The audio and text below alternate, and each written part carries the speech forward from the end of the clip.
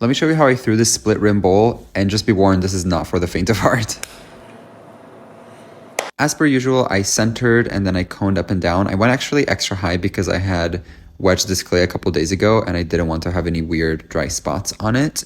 And for reference, I think this was about like 5-ish pounds. I can't remember for sure. When I opened this bowl, I actually kind of took the approach that I take with plates, where I used my hand a lot more than I do my fingers to pull it open. Just because I was having a hard time keeping it centered, honestly.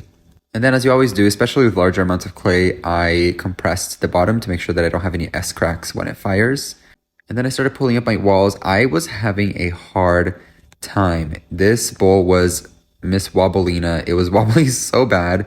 But regardless, I moved forward, kept going with it. I knew that I could keep it relatively under control, or at least well enough that I could finish throwing this piece. Here I was shaping the outside of it to have a smooth curve.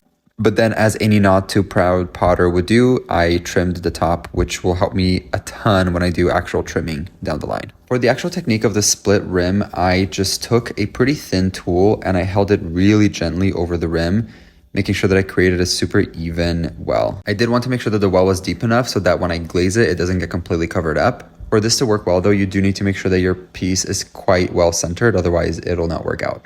And then to actually add that nice little detailing, I used my index finger and my thumb to push those two little walls together. It was actually a lot tougher than I expected to do this without warping the shape of my bowl. So just be careful when trying that piece. I did a little bit of cleanup, but actually most of the cleanup will happen when it's more leather hard so that I avoid changing the shape too much. Stay tuned for results.